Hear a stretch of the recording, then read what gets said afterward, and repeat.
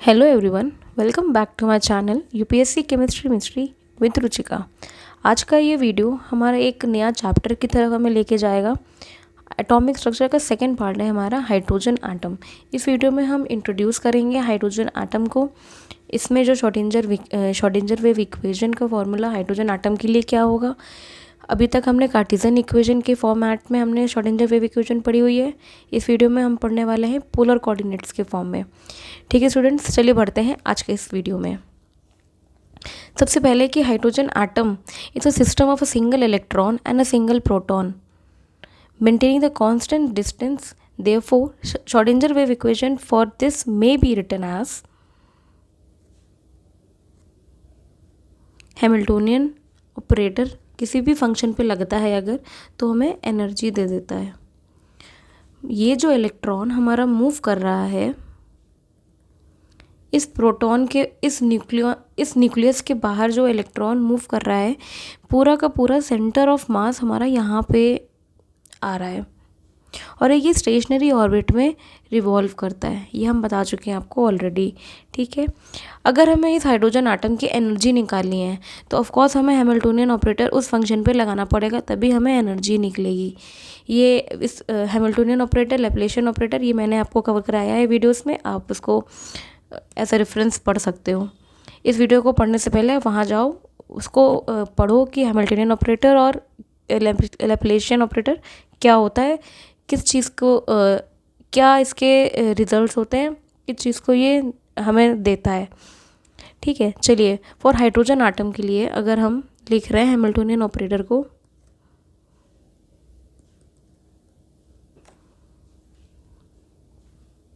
Hamiltonian operator हमें पता है हैमिल्टोनियन ऑपरेटर की वैल्यू जो होती है वो ये होती है 2 म्यू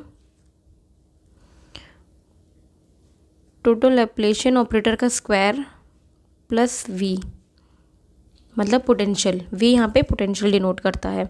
अब हाइड्रोजन एटम के लिए हमारा जो ये लैप्लेशियन ऑपरेटर है इसमें इलेक्ट्रॉन का भी होगा और न्यूक्लियस का भी इसमें इन्वॉल्व होगा, तो इसको हम ऐसे लिखेंगे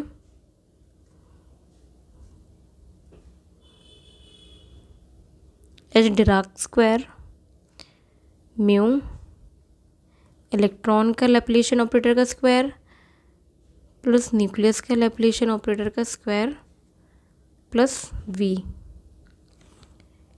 यहाँ पे जो हमारा लैप्लेशियन ऑपरेटर न्यूक्लियस के लिए है, ये न्यूक्लियस के मूवमेंट को डिनोट करता है, और ये जो हमारा ई है ये हमारा लैप्लेशियन ऑपरेटर फॉर इलेक्ट्रॉनिक मोशन को डिनोट करता है, इसके मूवमेंट को डिनोट करता है। सिंस जैसे हम जानते हैं कि ये जो मास ऑफ प्रोटॉन है वो बहुत ही ज़्यादा बड़ा होता है मास ऑफ इलेक्ट्रॉन का। देयरफॉर जो मास ऑफ प्रोटॉन है और मास ऑफ इलेक्ट्रॉन है ये हमारा 1000 से बड़ा होगा। ठीक है स्टूडेंट्स, मास ऑफ प्रोटॉन हमेशा काफ़ी बड़ा होता है मास ऑफ इलेक्ट्रॉन से। तो इस इक्वेशन में आपको समझ आ गया कि ये इलेक्ट्रॉन और न्यूक्लियस का दोनों का प्लस होगा, क्योंकि हाइड्रोजन के केस में हम इलेक्ट्रॉन को भी इन्वॉल्व करते हैं और न्यूक्लियस को भी इन्वॉल्व करते हैं। पूरा जितना भी सेंटर ऑफ मास है वो न्यूक्लियस में आ जाता है। ठीक है स्टूडेंट्स, अब इस सिचुएशन में जो प्रोटॉन है हमारा वो प्रैक्टिकली स्टैटिक रहने वाला है। अगर प्रोटॉन का मतलब है न्यूक्लियस, ये जो हमारा न्यूक्लियस है ये हमारा एक जगह ही रहने वाला है। तो मतलब जो इसका हमारा लैप्लेशियन ऑपरेटर है एक जगह रहने वाला है, इसका मतलब है कि ये कांस्टेंट है। कांस्टेंट की वैल्यू क्या होती है हमारा, जब इसको डिफरेंशिएट करोगे तो 0 आएगी। लैप्लेशियन ऑपरेटर हमारा होता क्या है, मैं आपको एक रिकैप दे देती हूँ। जो हमारा लैप्लेशियन ऑपरेटर होता है वो होता है d/dx का स्क्वायर प्लस del/del y का स्क्वायर प्लस del/del z का स्क्वायर। ये हमारा लैप्लेशियन ऑपरेटर होता है। अगर ये हमारा न्यूक्लियस का देखा जाए तो न्यूक्लियस तो हमारा एक जगह कांस्टेंट है, मतलब स्टैटिक है। तो किसी भी कांस्टेंट की वैल्यू का अगर आप डिफरेंशिएट कर रहे हो, del/dx कर रहे हो, तो ये इसकी वैल्यू क्या आएगी हमारी 0 आएगी। तो ये इस केस में हमारा ये ज़ीरो हो जाता है। तो जो ओवरऑल इक्वेशन आती है हमारी हैमिल्टोनियन ऑपरेटर की, वो आती है -h Dirac upon 2 mu Laplacian operator of electron का स्क्वायर प्लस पोटेंशियल। ठीक है स्टूडेंट्स, अब ये हमारा श्रोडिंगर वेव इक्वेशन, इसी से हमारी यही आ जाती है। श्रोडिंगर वेव इक्वेशन की जो हमारी वैल्यू है, इसको हम ऐसे भी लिख सकते हैं। किसी भी फंक्शन में हैमिल्टोनियन ऑपरेटर लगा के एनर्जी हमारे इलेक्ट्रॉन की आ रही है और वही सेम फंक्शन हमें रिपीट, तो ये हमारा श्रोडिंगर वेव इक्वेशन इस तरीके से भी लिखी जा सकती है, जहाँ पे ये जो ई है हमारा, ये एनर्जी ऑफ इलेक्ट्रॉन को डिनोट करता है, और जो साई ई है हमारा, ये इलेक्ट्रॉनिक वेव फंक्शन है, मतलब ये सिर्फ इलेक्ट्रॉन का बिहेवियर एक्सप्लेन करेगा। तो चलिए नेक्स्ट बढ़ते हैं कि श्रोडिंगर वेव इक्वेशन अब क्या हो जाएगी हमारी पूरी। एच म्यू का square, 2 mu del square by del X का स्क्वायर, लैप्लेशियन ऑपरेटर की वैल्यू पुट करेंगे यहाँ पे, del square by del Y का square plus del square by del Z का स्क्वायर, ये हमारी लैप्लेशियन ऑपरेटर आ गया जिसका स्क्वायर होता है, plus potential plus psi E is equals to E psi E, ये जो हमारा इलेक्ट्रॉन का होता है।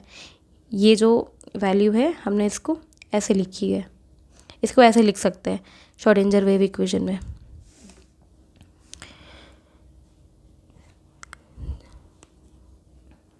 जैसे कि हम जानते हैं कि जो इलेक्ट्रॉन है वो एक न्यूक्लियस के अराउंड मूव कर रहा है, तो मतलब ये एक स्फेरिकल मोशन है। तो ये जो पूरी हमारी इक्वेशन है, ये किस चीज़ को दर्शाती है कि ये एक स्फेरिकल मोशन है।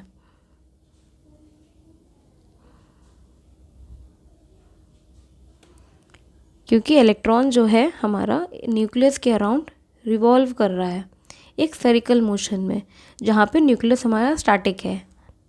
ठीक है स्टूडेंट्स, आई होप आपको इतना समझ में आ गया है। तो अब हम बढ़ते हैं अपने नेक्स्ट टॉपिक की तरफ। हमारा आज का नेक्स्ट टॉपिक है हैमिल्टोनियन ऑपरेटर को कार्टेशियन फॉर्म में हम देख चुके हैं, अब पोलर कोऑर्डिनेट्स में कैसे लिखेंगे वो सीखना है हमें।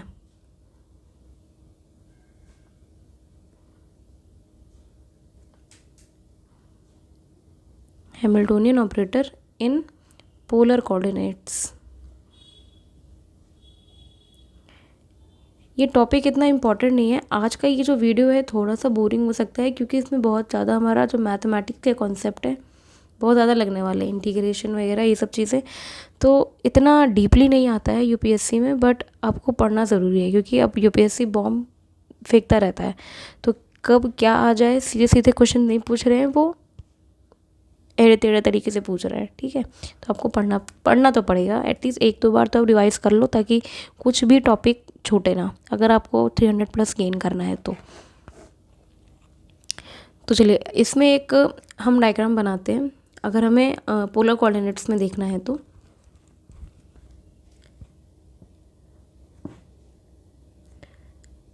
सबसे पहले तो सारे कोऑर्डिनेट्स बना लें। ये z कोऑर्डिनेट है, ये x कोऑर्डिनेट है एंड ये y कोऑर्डिनेट है। यहाँ पे हमारा एक मास यहाँ पे है, एक मास यहाँ पे है, ये इलेक्ट्रॉन का मास है, ये न्यूक्लियस का मास है। यहाँ पे जो हमारा स्टैटिक है न्यूक्लियस वो, और यहाँ पे ये जो मास हमारा रिवॉल्व करता है, थोड़ा सा मुझे बड़ा बनाना पड़ेगा। चलिए इसका पॉइंट मान लेते हैं हम P1। अब इसका जो प्रोजेक्शन है हमारा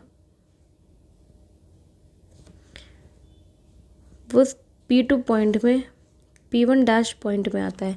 ये जो हमारा प्रोजेक्शन है, ठीक है, ये जो हमारी P1 से डिस्टेंस इस इलेक्ट्रॉन से डिस्टेंस न्यूक्लियस से हमारा है रेडियस वेक्टर r, ये रेडियस को दर्शाता है। इन दोनों के बीच का एंगल है हमारा थीटा।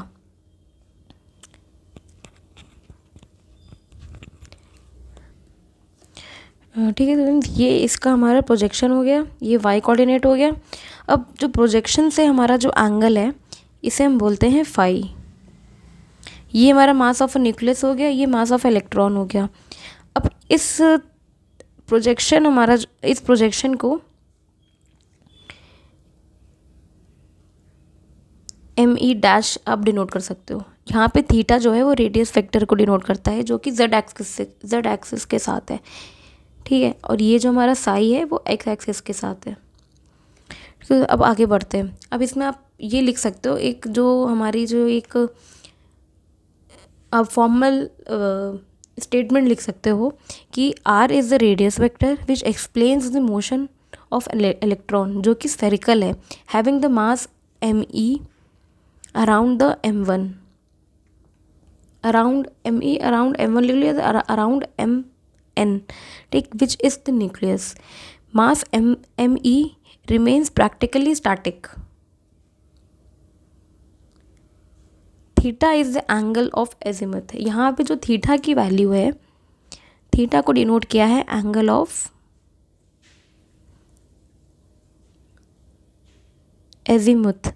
यहाँ पे जो थीटा की वैल्यू है वो 0 से पाई के बीच में रखी गई है। 0 से यहाँ से अब ये पाई तक आ सकता है क्योंकि ये एक्स एक्सिस में है, तो थीटा कितना भी हो सकता है।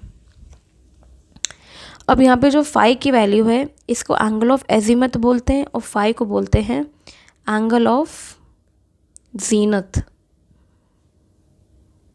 Angle of जीनथ। ये जो हमारी इसकी जो वैल्यू है ये 0 से 2 पाई दी गई है हमें, 0 से 2 पाई है। ये फाई की वैल्यू है। ये प्रोजेक्शन तो कितना भी हो सकता है, ये सिंस ये स्फेरिकल मोशन हमारा चल रहा है इलेक्ट्रॉन का, तो ये पूरा पूरा स्फेरिकल मोशन कहीं भी जा सकता है। तो ये जो फाई है, ये जो प्रोजेक्शन हमारा आएगा इस इलेक्ट्रॉन का, वो कहीं भी हो सकता है। तो मतलब इसकी लिमिटेशन क्या है कि 0 से या तो ये इसी पे ही प्रोजेक्ट होता है या तो कहीं भी डिनोट हो जाए, मतलब पूरा एक एंगल कहीं भी जा सकता है इस इलेक्ट्रॉन का प्रोजेक्शन।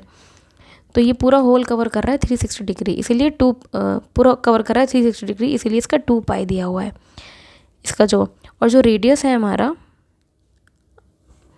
अगला कोऑर्डिनेट है हमारा रेडियस, इसको तो रेडियस से ही डिनोट करते हैं। इसकी जो वैल्यू है 0 से इन्फिनाइट, रेडियस तो कितना भी हमारा बड़ा हो सकता है। ठीक है, अब ये हमारा जो एंगल है इसे याद रखना, जो ये 3 कोऑर्डिनेट्स में है, थीटा, फाई और रेडियस, ये 3 कोऑर्डिनेट से थीटा को हम लोग बोलते हैं एंगल ऑफ एजिमथ, फाई को बोलते हैं एंगल ऑफ जीनथ और आर को तो रेडियस ही बोलते हैं। इसकी जो हमारी वैल्यू है वो 0 से पाई होती है, इसकी 0 से 2 पाई होती है और इसकी 0 से इनफाइनाइट होती है। इतना जरूर आपको याद रखना है। अब यहाँ पे जो इस डायग्राम में अगर हमें z लिखना है, z की वैल्यू क्या हो सकती है थीटा के फॉर्म में, साइन थीटा कॉस थीटा के फॉर्म में। अगर z इस पे हमें आ रहा है प्रोजेक्शन पे, तो यहाँ पे लिखेंगे r cos थीटा। जैसे कि हम जानते थे 11th-12th में, अगर ये बेस को टच हो रहा है थीटा और इसमें हमें लिखना है तो इसको r cos थीटा लिख लेंगे। ठीक है, x को लिखेंगे, x 2 टर्म में डिनोट होगा। इस x की जो प्रोजेक्शन है इसमें थीटा भी हमारा आ जाएगा जो कि साइन थीटा लिखेंगे, प्लस x हमारा इसके बेस पे टच हो रहा है फाई, तो इसको कॉस लिखेंगे। इस पे बेस पे टच नहीं हो रहा है, इधर थीटा नहीं हो रहा है तो इधर साइन लिखेंगे, इधर थीटा फाई टच हो रहा है तो इसको कॉस लिखेंगे। तो इसका हो जाएगा x sine theta into cos phi theta. अब आ गया y की वैल्यू, y लिखेंगे। अब देखिए यहाँ पे y हमारा कुछ भी टच नहीं हो रहा है, यहाँ पे भी थीटा नहीं है, यहाँ पे फाई नहीं है, तो दोनों साइन में लिखेंगे। तो y is equals to y sine theta into sine phi, y by x हमारा हो जाएगा tan फाई। ठीक है स्टूडेंट्स, चलिए अब नेक्स्ट बढ़ते हैं। अब इन इक्वेशंस का यूज़ करते हुए अब हमें लैप्लेशियन ऑपरेटर लिखना है पोलर कोऑर्डिनेट्स में। कार्टेशियन ऑपरेटर तो हमने आपको बता दिया है, अब इसको पोलर कोऑर्डिनेट में कैसे लिखना है। तो हेडिंग डालते हैं लैप्लासियन ऑपरेटर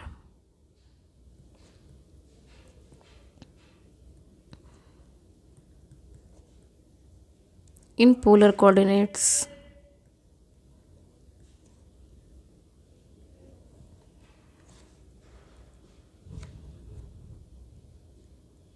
लैप्लासियन ऑपरेटर का साइन ये होता है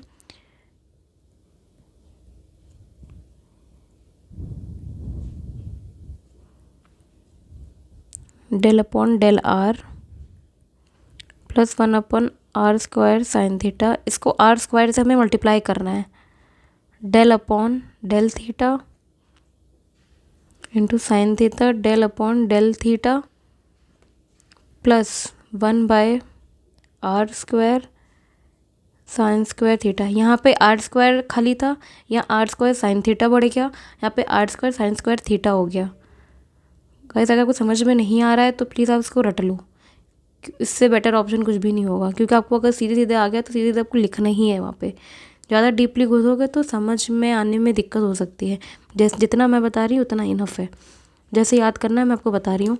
यहाँ पे सीधे सीधे पहले आर लिख लो, आर स्क्वायर से मल्टीप्लाई किया, इतना आप सोच लो, R square upon are square से मल्टीप्लाई डिवाइड किया, इसका जो आर स्क्वायर है वो अंदर इधर चला गया है हमारा, ठीक है।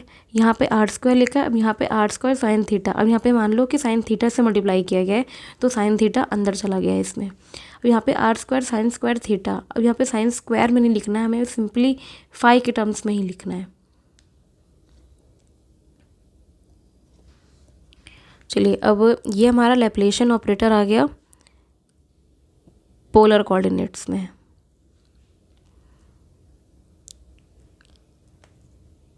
अब हमें हाइड्रोजन आटम के Schrodinger wave equation hydrogen atom में लिखना है, हाइड्रोजन आटम के लिए लिखना है। तो अब इसको लिखेंगे हम लोग इस तरीके से, एस डिराक का square 2 mu r del upon del are are square del upon del r. इसमें स्टूडेंट लिखना बहुत है, ये पूरी स्फेरिकल हार्मोनिक्स है हमारी, तो इसमें एकदम डीपली मत घुसना, बस जितनी इक्वेशन में लिखवा रही हूँ उतनी इनफ है।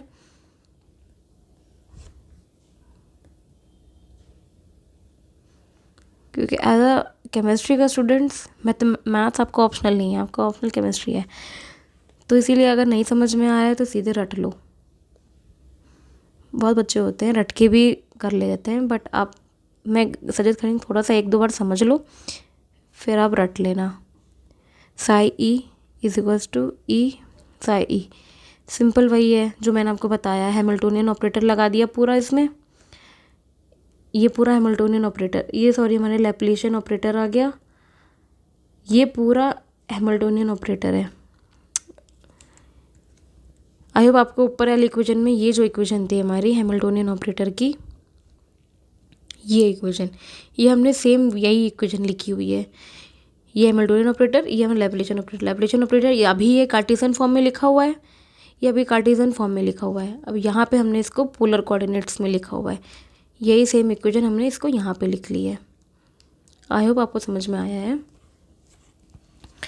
अब इसको मल्टीप्लाई कर देते हैं हम लोग, अब पूरी इक्वेशन को सॉल्व करना है, इसे हमें इसको हमको गायब करना है। इस गायब करने के लिए हमको मल्टीप्लाई करना पड़ेगा, इस इक्वेशन को मल्टीप्लाई कर दो आप, -2 mu are square upon H Dirac का स्क्वायर, ठीक है। अब इसको रीअरेंज कर दो, मल्टीप्लाई करने के बाद जो इसकी वैल्यू आएगी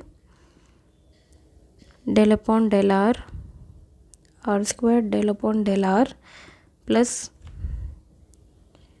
1 upon sine theta del upon del theta into sine theta del upon del theta plus 1 upon sine square theta del square upon del phi का स्क्वायर,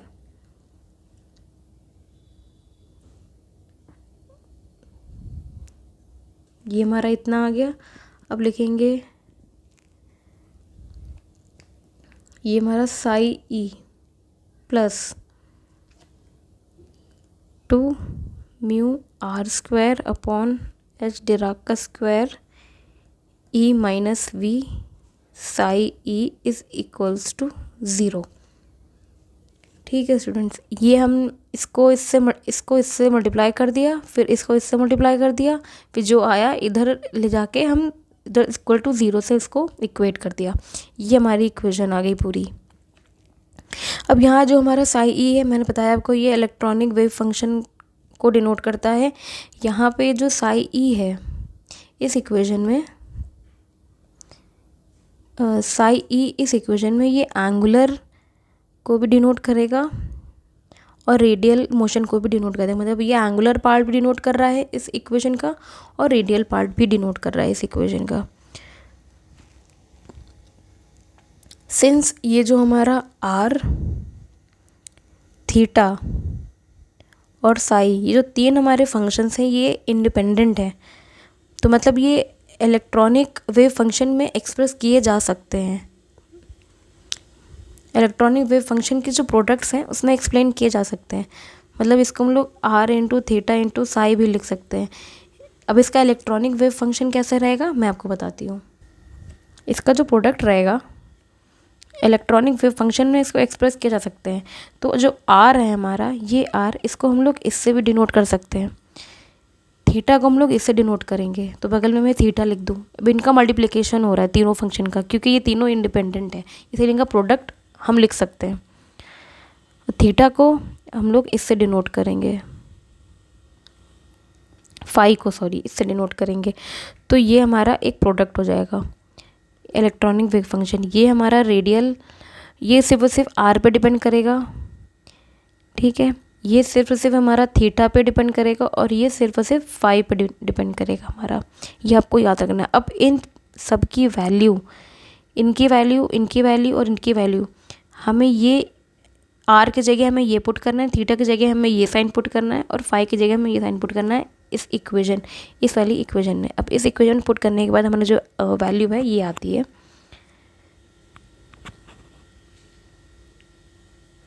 फाई। इसमें हम आर की वैल्यू, एक आर की वैल्यू बाहर ले जाएंगे, तो ये आ जाएगी del upon del are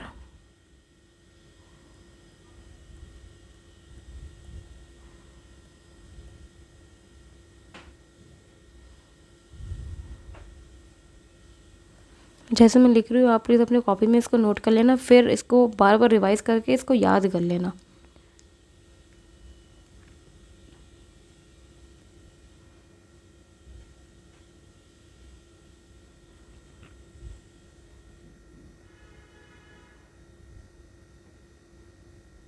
sign square theta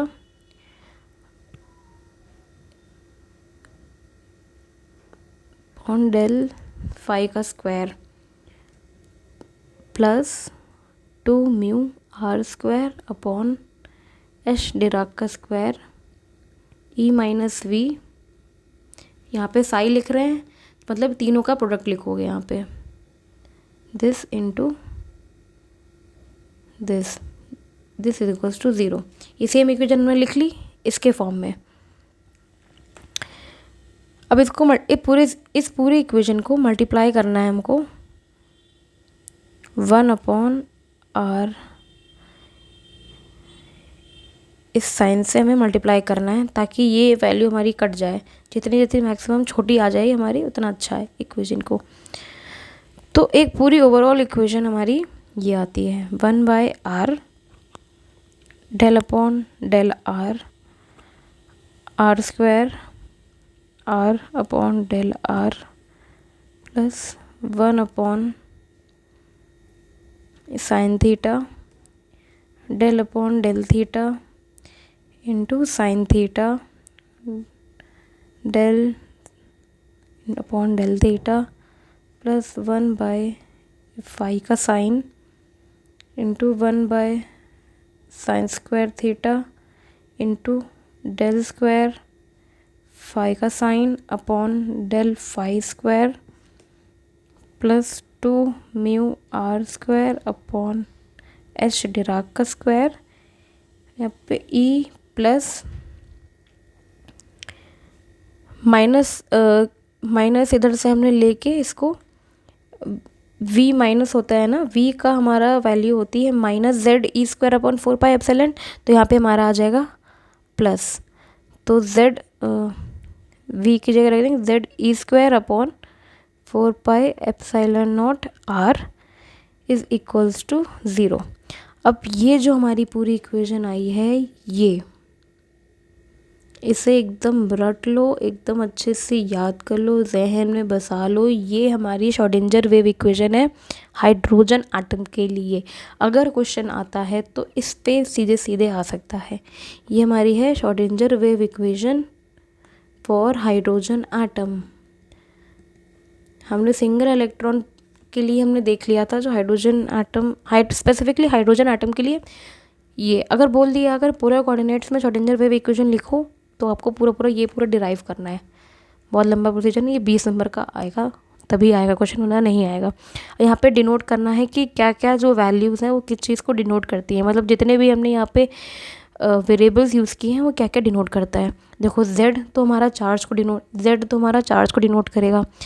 e पता है इलेक्ट्रॉन, ठीक है। r पता है हमारा रेडियस, म्यू हमारा होता है रिड्यूस्ड मास, ये सब पता है आपको, ठीक है। और mass of electron and proton system, ठीक। और जो कैपिटल आर है हमारा, ये कैपिटल आर, ये radial wave function defining the radial behaviour of electron, ठीक है। और ये जो हमारा साइन है, ये वाला साइन, ये एंगुलर वेव फंक्शन को डिफाइन करता है, angular behaviour of radial vector. तो रेडियल वेक्टर है, उसका एंगुलर वेव फंक्शन, उसका एंगुलर बिहेवियर डिफाइन करता है।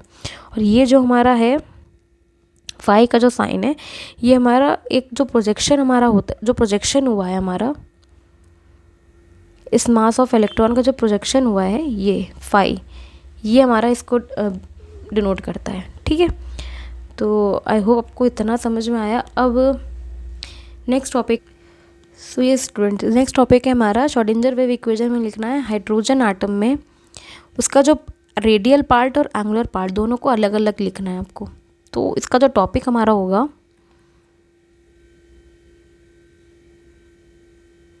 Separation of radial and angular wave function. Schrodinger wave equation का जो इक्वेशन आई है, इसमें रेडियल पार्ट निकालना है, अलग करना है, और एंगुलर पार्ट अलग करना है। तो ये सारा क्वेश्चन बन सकता है। तो पूरी पहले तो इक्वेशन लिख लें हम फिर से एक बार, 1/r del/del r r² r upon del r plus 1/थीटा का sine theta del/del theta sine theta del upon del theta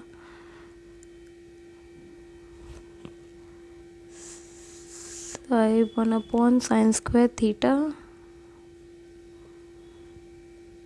del phi² plus 2 mu r² upon h²।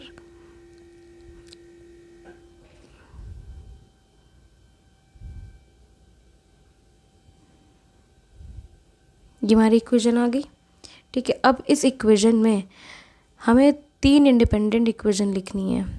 इसमें 3 इंडिपेंडेंट इक्वेशन है, एक तो रेडियल की है और 2 एंगुलर की है। रेडियल का हमारा ये जो रेडियल पार्ट है और 2 एंगुलर का पार्ट है, मतलब एक ये एंगुलर जो कि थीटा डिनोट करता है, और एक फाई वाला पार्ट है हमारा, जो कि ये हमारा ये फाई को जो डिनोट करता है ये। इसमें एक रेडियल है और 2 एंगुलर है। तो इसमें रेडियल टर्म और एंगुलर टर्म को दोनों को बराबर कर लो। अब रेडियल टर्म और एंगुलर टर्म को आमने सामने लिखना है हमें। तो रेडियल टर्म सबसे पहले लिख लें हम,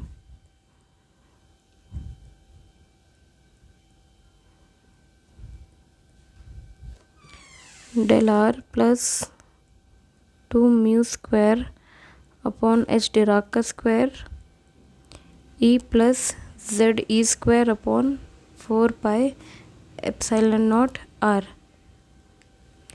ये हमारा स्टूडेंट रेडियल टर्म हो गया,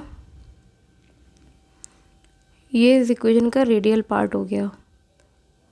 अब इसको हमें इक्वेट करना है एंगुलर पार्ट से। एंगुलर पार्ट हमारा हो जाएगा -1 upon sin theta del upon del theta sin theta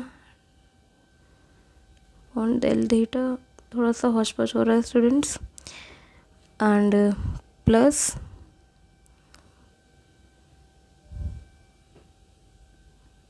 sine square theta del square del phi square. ये हमारा इक्वेशन आ गया। ये एंगुलर पार्ट है हमारा, ये जो पूरा है ये एंगुलर पार्ट है। अब रेडियल टर्म और एंगुलर पार्ट तब बराबर हो सकते हैं जब रेडियल पार्ट किसी कांस्टेंट के बराबर हो जाए और एंगुलर पार्ट भी किसी कांस्टेंट के बराबर हो, तब ये दोनों एक दूसरे से बराबर हो सकते हैं। एक यही इक्वेशन है, एक यही कंडीशन है कि जब रेडियल पार्ट और एंगुलर पार्ट बराबर हो सकते हैं। ठीक है, जब रेडियल पार्ट भी कांस्टेंट के बराबर हो कोई और एंगुलर पार्ट भी कोई कांस्टेंट के बराबर हो, और वो जो कांस्टेंट है हम उसको लेते हैं एजीमुथल क्वांटम नंबर। मतलब जो रेडियल पार्ट है इसको हमको इससे डिनोट करना है, इससे इवैल्यूएट करना है, मतलब इसके बराबर करना है इसको भी।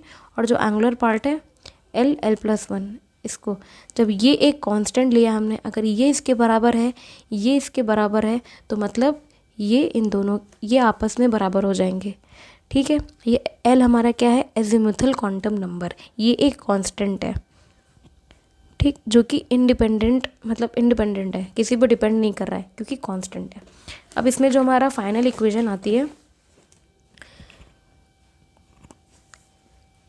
जो बराबर करने के बाद, तो उसकी इक्वेशन है 1/r del/del r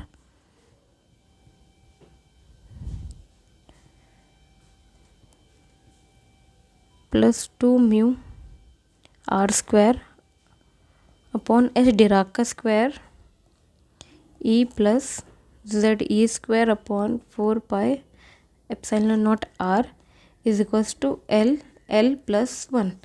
एक इक्वेशन हमारी जो रेडियल वाली है वो ये आ गई। ये हमारा है रेडियल इक्वेशन, रेडियल की वेव इक्वेशन। अब नेक्स्ट हम आते हैं एंगुलर की। एंगुलर के लिए हमारा जाएगा 1/sin θ del/del θ into sin θ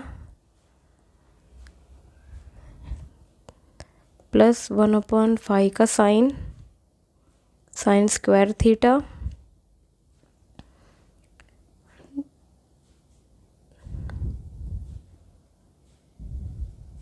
into phi square. ये हमारा -L+1 के बराबर, ये भी आखिर एक कांस्टेंट ही है, यहाँ का माइनस हम यहाँ ले गए हैं, बस इतना डिफरेंस हुआ है इसमें। ये हमारा आ गया angular wave function.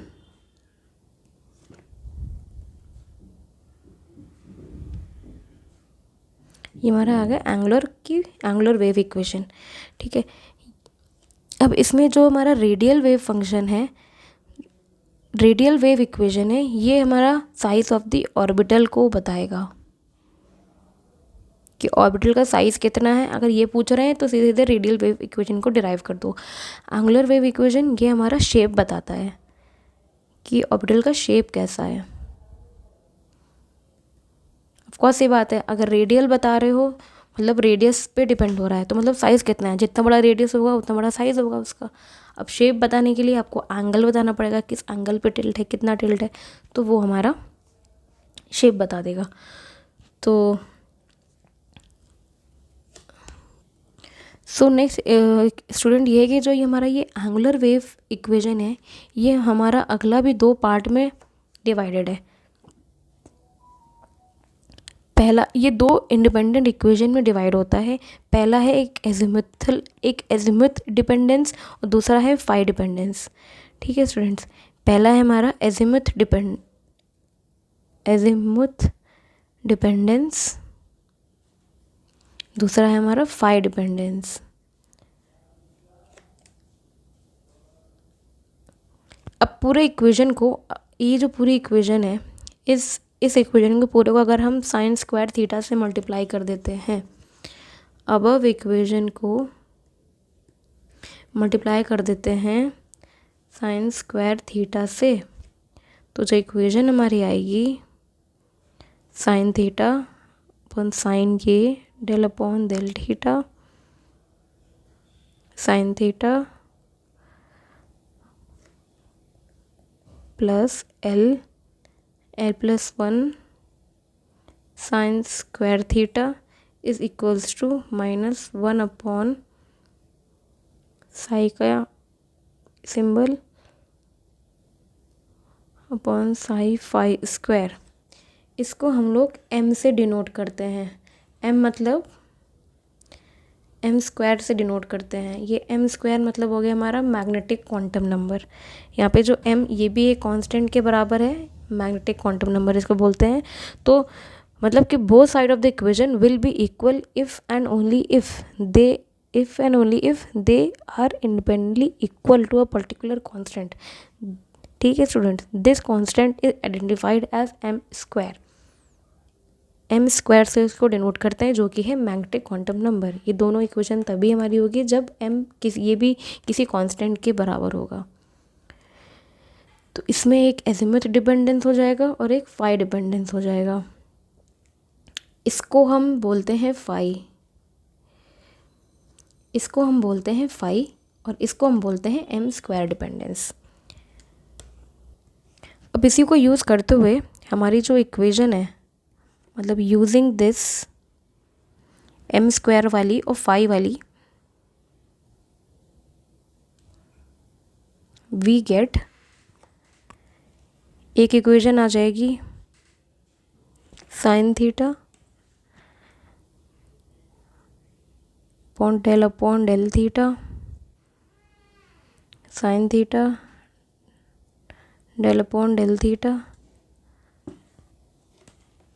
Plus L plus 1 sine square theta is equals to m square, जो हमारा मैग्नेटिक क्वांटम नंबर है। एक इक्वेशन हमारी ये आ गई। ये हमारी डिपेंड करेगी m स्क्वायर पर डिपेंड करेगी। मैग्नेटिक क्वांटम नंबर हमारा spin quantum number, magnetic quantum number plus भी होता है माइनस भी होता है। अगर प्लस हो रहा है और अगर प्लस में है तो प्लस लिखोगे, अगर माइनस में है तो भी प्लस लिखोगे, क्योंकि इसका जो वैल्यू लिखते हैं वो मॉड से लेते हैं। ठीक है स्टूडेंट्स, अब सेकेंड इक्वेशन हमारी आ गई है डेल स्क्वायर फाई का symbol upon del phi square plus m square phi is equal to 0। एक इक्वेशन ये आ गई। इस इक्वेशन को टर्म करते हैं सेकेंड ए और इस इक्वेशन को टर्म करते हैं सेकेंड बी। अब सेकेंड ए प्लस सेकेंड बी ये पूरा हमारा मिला के एक स्फेरिकल हार्मोनिक्स बताता है हमें।